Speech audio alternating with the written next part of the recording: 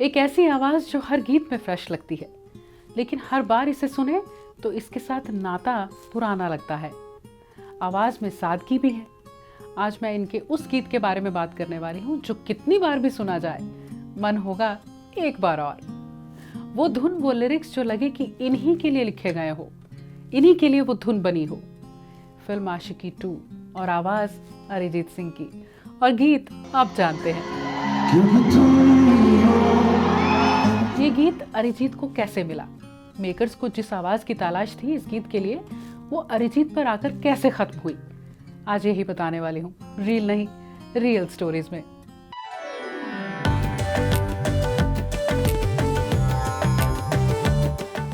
अरिजीत के बारे में पहले थोड़ा सा बताती हूँ।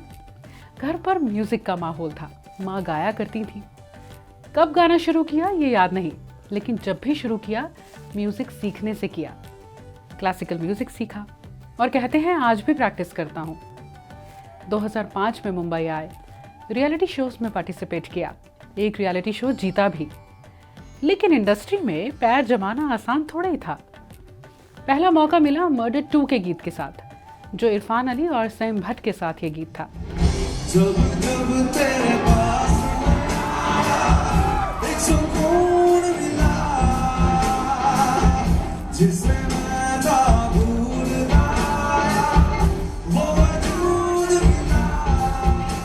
गीत बहुत पसंद किया गया। बॉलीवुड में इस आवाज ने अपनी पहली सीढ़ी चढ़ ली थी, लेकिन मंजिल अभी बहुत दूर थी। फिर आया राबता, फिल्म थी 2012 की एजेंट विनोद। इसमें म्यूजिक प्रीतम दा का था। इस गीत को भी बहुत प्यार मिला। कुछ तो है तुझसे राबता, कुछ तो है तुझसे राबता, कैसे हम जाने हमें क्या पता, कुछ तो है तुझसे राबता।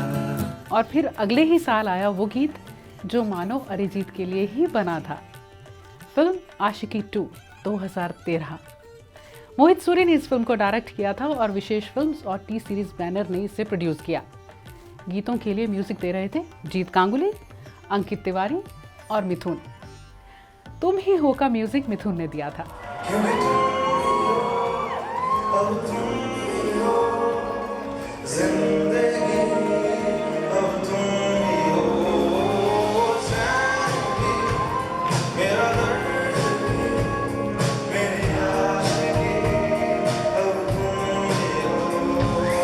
अरिजीत कहते हैं मानो उस वक्त सब कुछ मेरी आवाज़ के फेवर में हो रहा था।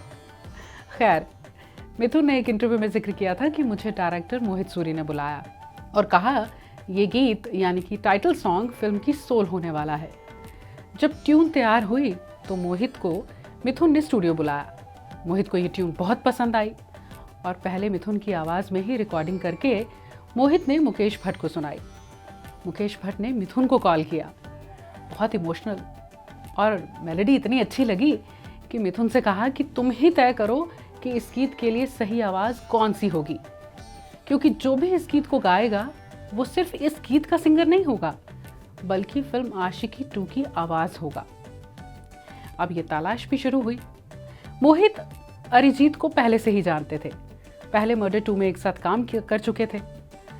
अब जब इस फिल्म के म्यूज़िक पर काम चल रहा था तब अरिजीत प्रीतम दा को असिस्ट किया करते थे। मिथुन ने कॉल किया, कहा कि आओ मुखड़ा ट्राई करो। मुखड़ा ट्राई किया तो मालूम हुआ कि ये वही आवाज़ है जिसकी तलाश है। तेरे लिए ही जिया मैं खुद को जो यूं दे दिया है, तेरी वफा ने मुझको संभाला। वो आसानी, वो ठहराव, वो सुकून, मालूम हो गया था कि सही सिंगर मिल गया है। और फिर अरिजीत नाम का एक ऐसा तूफान आया इस गीत के साथ जो शायद अब कभी नहीं थमेगा। क्योंकि तुम ही हो, अब तुम ही हो, जिंदगी अब तुम ही हो। उस वक्त अरिजीत प्रीतम के साथ ये जवानी है दीवानी उस फिल्म के म्यूजिक पर काम कर रहे थे। अरिजीत कहते हैं दिन रात काम हो रहा था और यहाँ आशिकी 2 का म्यूजिक लॉन्च हो रहा था। पहला कॉन्सर्ट था और वो कहते हैं मैं लेट था कॉन्सर्ट के लिए। मैं कबीरा एडिट कर रहा था। वैसे कबीरा का एक वर्जन अरिजीत की आवाज़ में भी है फिल्म में।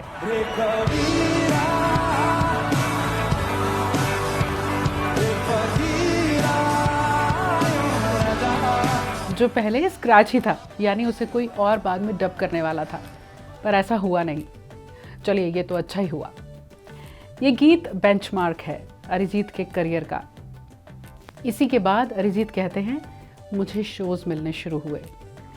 अरिजीत के सिंगिंग करियर में म्यूज़िक कंपोज़र मिथुन और प्रीतम दा का बहुत बड़ा कंट्रीब्यूशन रहा है।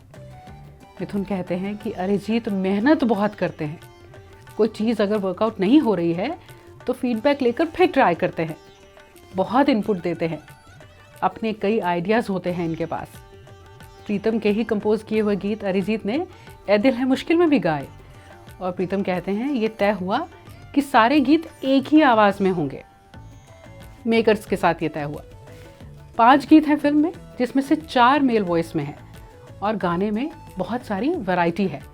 गाने अलग अलग तरह के हैं, तो फिर जब एक ही आवाज़ में सभी गीत करने थे तो सिर्फ 2-3 नाम ही सामने थे, और अरिजीत प्रीतम दा के बहुत करीब रहे हैं और टैलेंटेड भी हैं, इसमें तो कोई शक नहीं।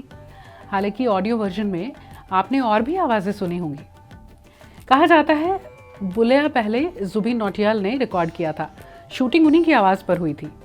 इसके बाद अरिजीत ने इसे डब करना था, और जब उन्होंने डबिंग की तो बहुत मेहनत की, बहुत वक्त भी लिया कि जिस तरह से रणबीर के चेहरे पर भाव हैं, वो मसल मूवमेंट्स हैं, उससे मैच किया जा सके।